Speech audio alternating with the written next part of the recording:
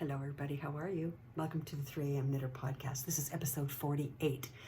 My name is Anne and I am the 3 a.m. Knitter, and I would like to welcome all of you here, whether you are a new viewer or a returning viewer. I appreciate you all so much. If you have not already done so, please like and subscribe to the podcast. That's how I'm able to get things done. So welcome. Today I'm recording on Friday, January the 24th, 2025. It's likely Sunday the 26th that you're watching this, unless you are a member of the circle, in which case you will be able to see this on Saturday the 25th. Sorry, I keep looking at my calendar, but there we are. All of my contact information is down below in the show notes, so you can find my Instagram handle there. You can find me on Ravelry. My email address is there. My snail mail address is there if you need to ship me something. And all the other contact information is there. There is a link to my LYS down there as well, which is Natural Ewe Yarns here in Pictou, Nova Scotia.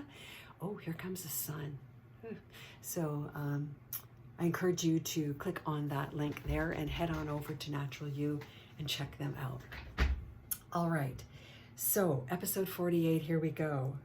Let's start with what I'm wearing. So I showed you this on the last episode last week, but I'm actually wearing it today. I couldn't wear it last week because it was still wet. So I'm going to stand up and I am going to show you. Let me just bring up my notes here. There we go. This, of course, is my Low Tide sweater by Rachel Ilsley. Unwind knitwear. Hope that's not too glary for you. So you can see patterning is on the back. It is a saddle shoulder, excuse me, construction. And the neckline is kind of this boxy neckline, which I am in love with. The cable comes right up into the neckline, and if you can see here, it goes right down into the ribbing on the sleeve. So I knit the size 4, and as you can see, I think the fit is pretty bang on. This is a little close-up of the patterning, which is the exact same on the back. I know now that I finished this, that if I were to knit this sweater again, I would only do the patterning on the front and I would just make the back. I mean, I love it on the back, but I would make the back just plain stockinette. I love it on the back, but it just seems wasted to me because I can't see it. Oh, I'm so in love with this shoulder, right? Anyway, I don't know if you can see it. No, probably not. But I did sew one of my wee bamboo labels into the back. Because the patterning is on the front and the back, it's hard for me to understand which is which. Anyhow, can you see? Look at the halo on that. Ooh, so beautiful. This is so incredibly soft. So incredibly soft. So, excuse me, as I said, Low Tide sweater, the gauge 23 stitches and 32 rows for 10 centimeters or 4 inches. This yarn is the Happy Go Knitty Ahuru 4. Again, I am knit the size 4, and I used 1600 meters. This is the Driftwood colorway, by the way. Let me see what else I can tell you about this pattern. I already told you last week that it is a paid-for pattern. Top down, of course. There's 10 sizes, and it's written for positive ease of 3+ inches. 2.5,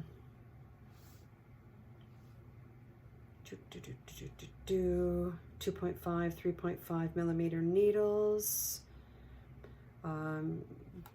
Basic skill. So long tail cast on, joining in the round, working in the round, saddle shoulder panels this was worked flat, and then you had to pick up the stitches.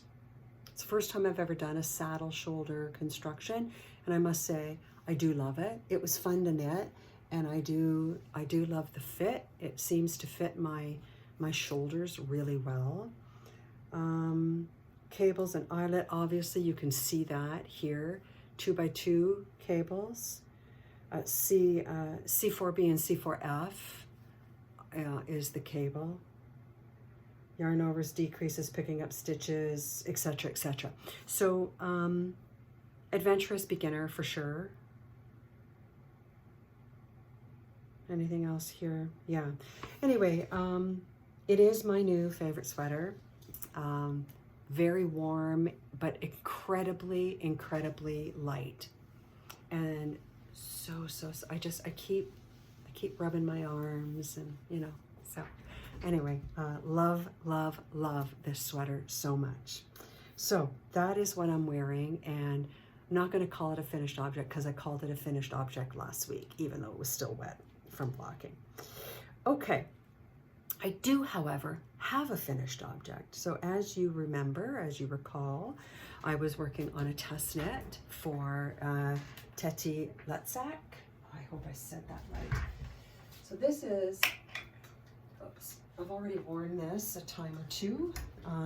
This is the Polina Vest. So I've showed you snippets of this in previous episodes. This is knit from the bottom up, this vest here. I used stash yarn to knit it because I didn't have enough of one color to do it all, and the flowers in one, so I switched it up, and I used the color on the ribbing for the armholes, as you can see, and the neckline. So the color work is on front and back. Whoops. So you knit this in the bottom in the round, then you knit the fronts and the backs flat and saddle shoulder the, excuse me, I got saddle shoulders on the mind now. Mattress stitch the shoulders and then pick up for the neckline and pick up for the cuffs. There are short rows, as you can see. I think you can tell that it's, you know, less fabric down here, more fabric up here. So there are some short rows up here. And as per the pattern, the neck ribbing is supposed to be taller, but my preference was to have it shorter. So this pattern, the Polina Vest, and I did get it done on time, by the way. I'm so proud of myself. Let me just hang this back up so I can tell you more about the pattern. It has just been released today. So you'll find it on Ravelry. Excuse me. Excuse me. DK weight, 20 stitches and 24 rows for 10 centimeters or 4 inches in stockinette and color work in the round. 4 and 4.5 millimeter needles. Now, I used different needles for mine to get gauge. It comes in 7 sizes. And again, this that I did is size 4. Now, there's pictures of this on my Ravelry project page, Who Am I? And also on my Instagram feed. Now, for me, this is more of a cropped vest. So it comes like right to my waist. It doesn't go down past my hips. It's very unusual for me. I usually don't care for a cropped type top, but when I was knitting this, I knew that this was going to be a layering piece, and I was going to wear long tops underneath it, over leggings and things like that. So I don't mind that I intentionally made it cropped. If I was to make this just, you know, as a vest, let's say that I was going to wear, you know, with a more tailored blouse or something like that with jeans, I would probably do you can see the ribbing there. Before I started the color work, I would probably put a couple of inches of just stockinette in and then start the color work, just to give the body more length. So anyhow, this is a paid for pattern, €8 or $12.51 Canadian. If you subscribe to the newsletter, I think you can get 10% off. Yeah. Anyway, on her Ravelry page, whoops, there is the schematic. So you see the collar up there, it is substantially taller, not my preference. That's why I made mine a little bit shorter. And here are, let me just make this full screen. There is, whoops. So there's a better picture. Sorry for the glare. The sun just all of a sudden came out again. So you can see, I mean, this one's a little bit longer, a little bit less cropped, but it's one of those patterns where you can really make it your own. Now, the beautiful thing is if you like that motif, that flower motif, she also has, are they on here?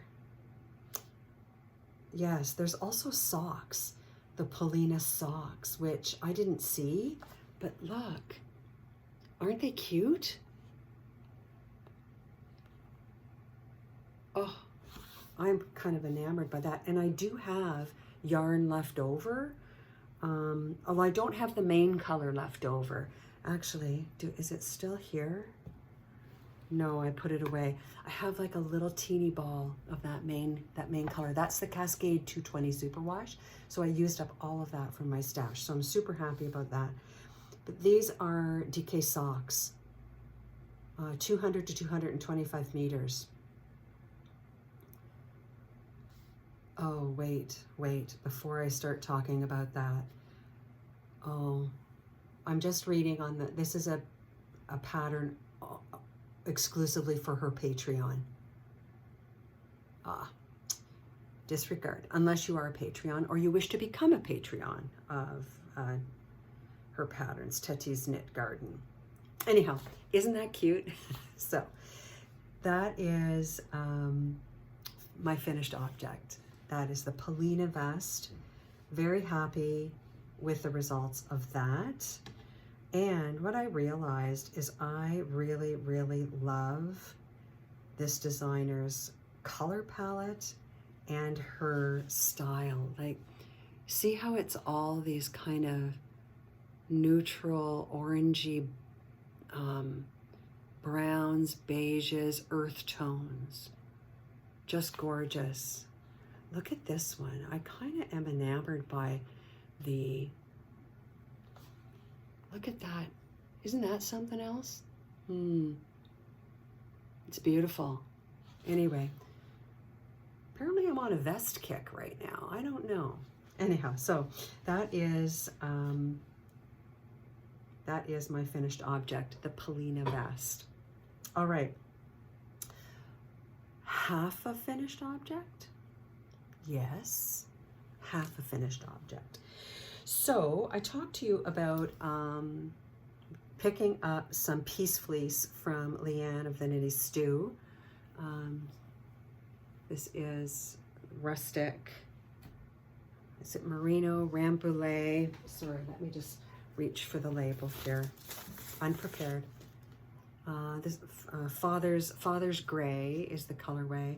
Piece fleece, worsted, 80% merino, rambouillet wool from the Cottage Hill Farm in Ohio, Cook Farm in Cheyenne River Reservation, South Dakota and Navajo Nation in Arizona, and 20% Texas mohair.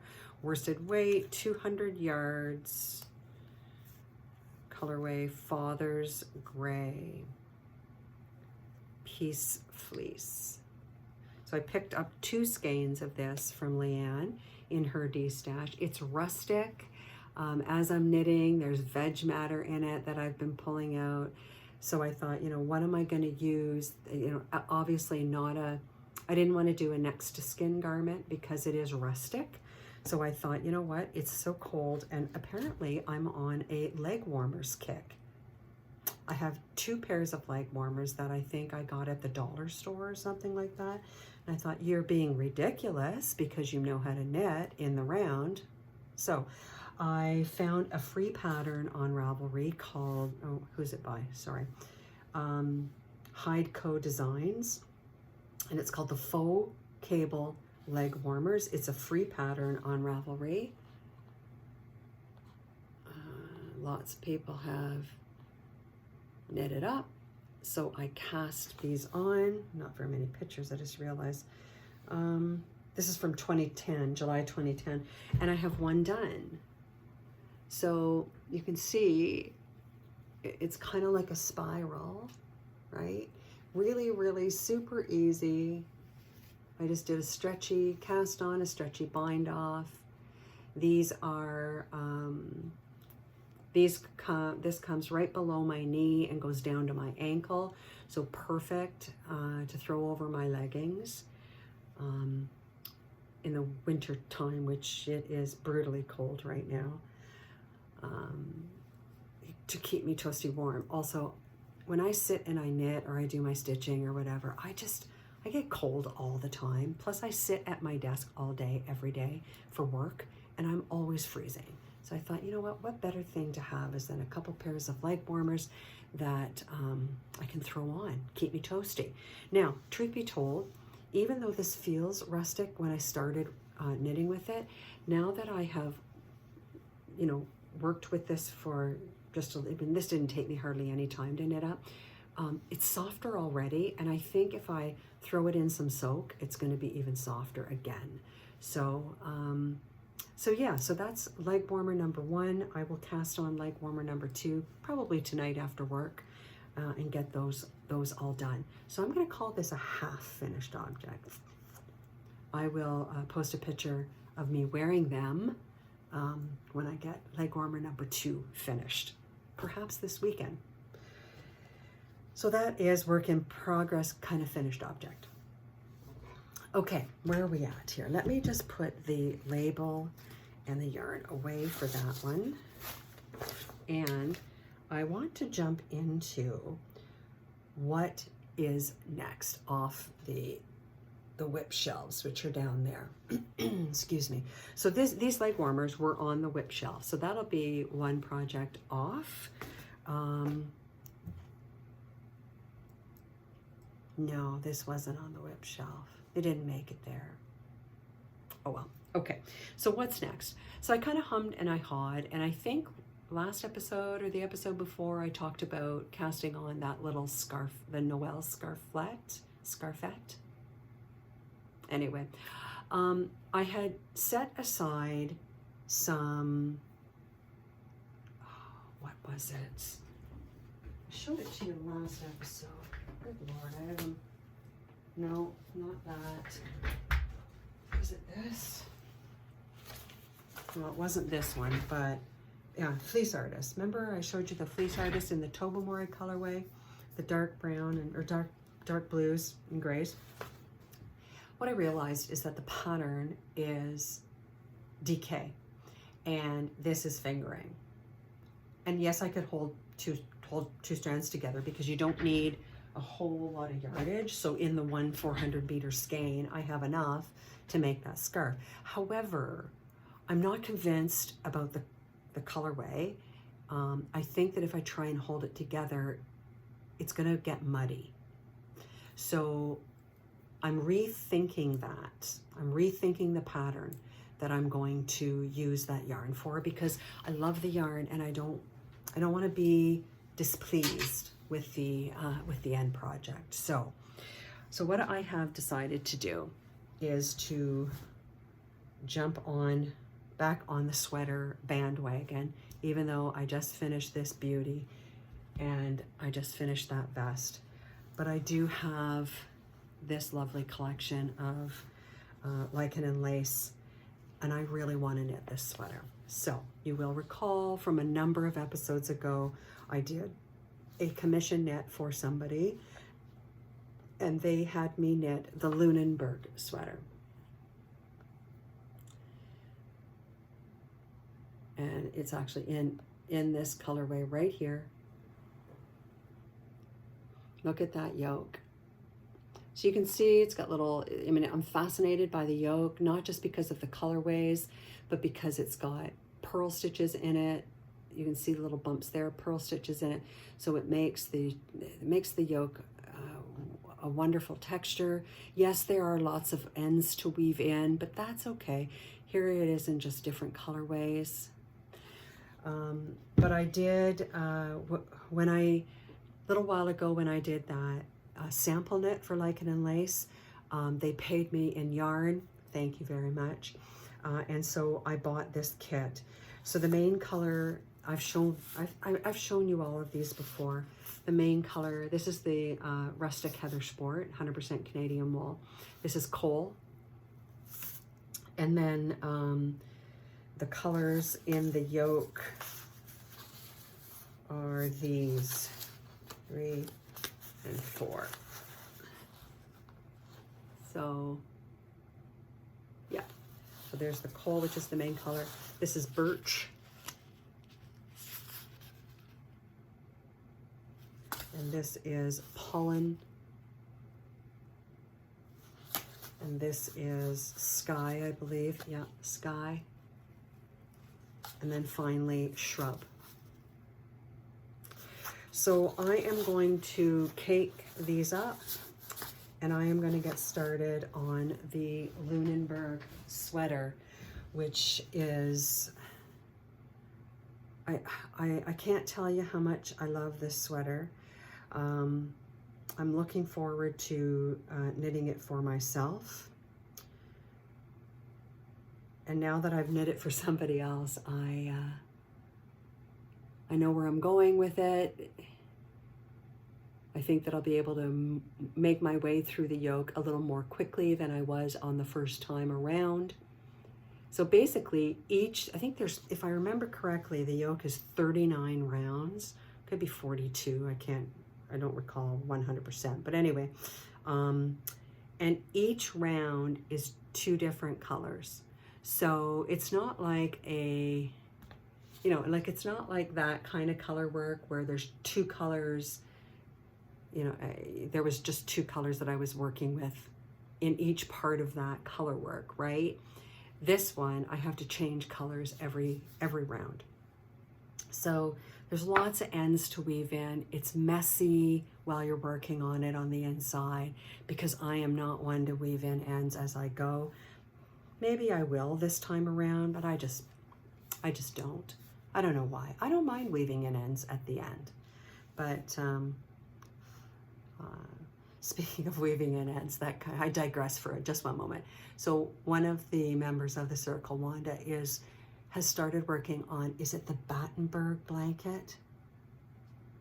Is that what it's called? Let me just quickly see if I can bring it up. Battenberg. I don't know if I spelt it right. I don't think so. Is it Battenberg? Anyway, it is, there it is there. Yeah, it's Battenberg. It's a free pattern on Ravelry. It's crochet. I'm sure you've seen this. Isn't that, it's beautiful. It's like an old-fashioned quilt, but those are little teeny weeny granny squares. So that gives you a better idea there. Look at how small those are. So she is crocheting all of these granny squares. It is a free pattern. Hang on.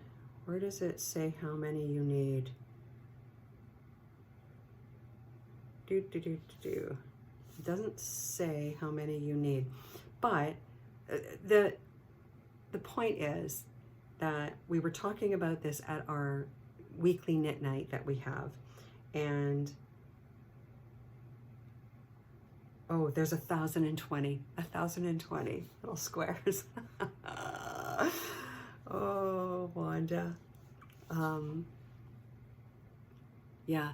So, speaking of weaving in ends, we were talking about this at knit night. We were talking about how is she going to, as she goes along and she gets a pile of them crocheted up, is she going to maybe crochet them together in a strip and then, instead of waiting to the end to sew them all together.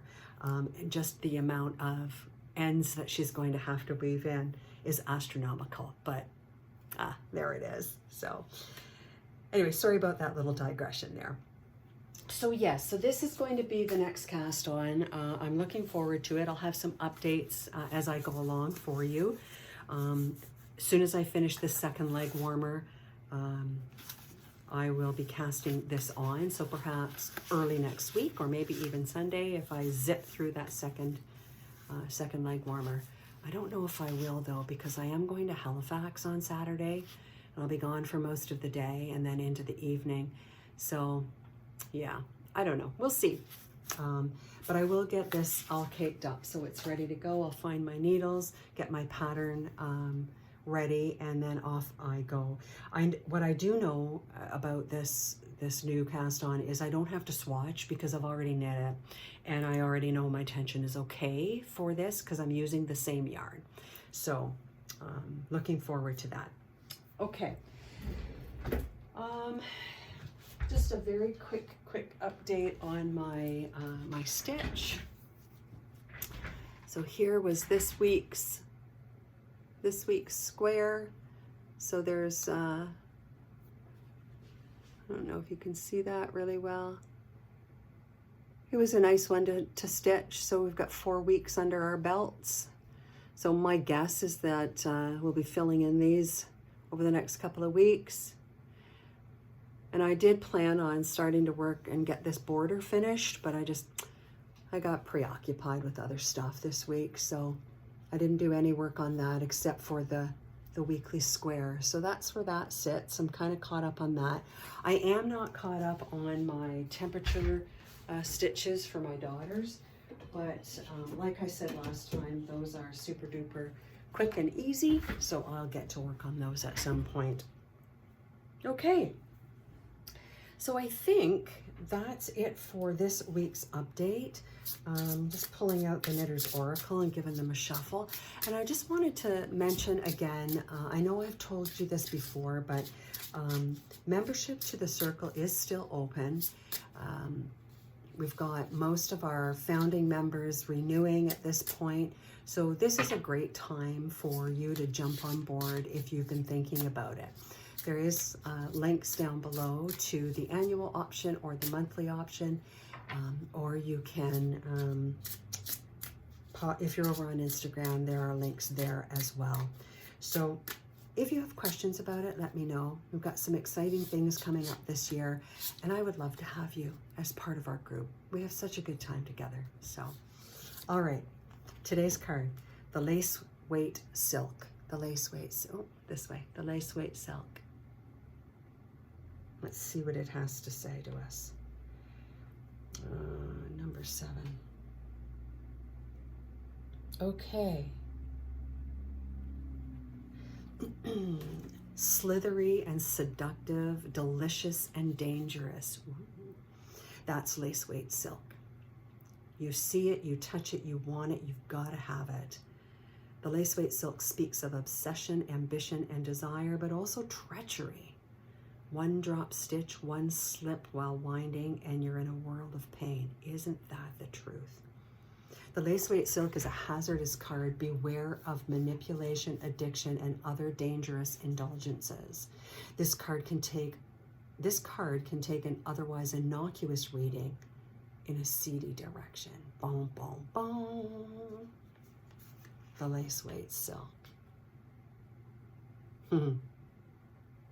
Have you ever been knitting a lace weight shawl and dropped a stitch and think, I don't need lifelines in my lace weight project? It's so hard to fix. But what gets me about this one is, sorry, where was it? It speaks of obsession, ambition, and desire, but also treachery. You see it, you touch it, you want it, you gotta have it. Ain't that the truth? Think about it when you go to these, knitting shows, yarn, if you go to Rhinebeck, you go to your local fiber festival, things like that, and you see the wall or the basket full of silk yarn. The shine. It sparkles at you. The colors are rich. It's soft. I mean, soft as silk. Haha. you know, the tactileness of it, you absolutely want to have it in your stash. And it doesn't matter that you don't have a project in mind for it. It also doesn't matter that usually you only buy one skein and you think, I'll find something to make with this. Oh, and it's so expensive, but you have to have it just because of its beauty, even if you don't ever use it, just because of its beauty. Beware of manipulation. That's what silk weight does. It manipulates you. There was something else in here that kind of caught my one drop slip. Yeah, world of pain. Obsession for sure. Seductive, delicious, and dangerous. Isn't that the truth? So maybe it's not silk for you. Maybe it's something else. What else do you have in your stash that kind of is naughty? Makes you feel like, oh, this is so decadent. I got this because it was just such a treat. Do you have a plan for that? Are you using it, or are you just admiring it from afar on your shelf? Lace weight silk. What's in your stash? Yeah. All right, my friends. That is it for this episode of the 3am Knitter Podcast. I hope you've had a great half an hour. Again, please come and join us in the circle. We'd love to have you there. The links are down below for you. Also, I wanted to let you know that in a couple of weeks, I will be sharing an interview that I'll be doing with my LYS Natural Ewe Yarns. I want to introduce you to my LYS, and I'll be popping over to the shop, and we'll be chatting, and I'll be showing you some video of the beautiful stuff that they have in their beautiful store. And yeah, I'm looking forward to introducing you to Andrea and Jasmine.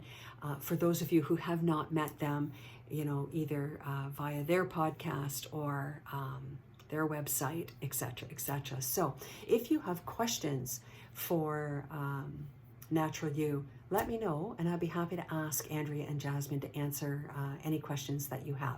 So you can drop me a DM or put a comment down below.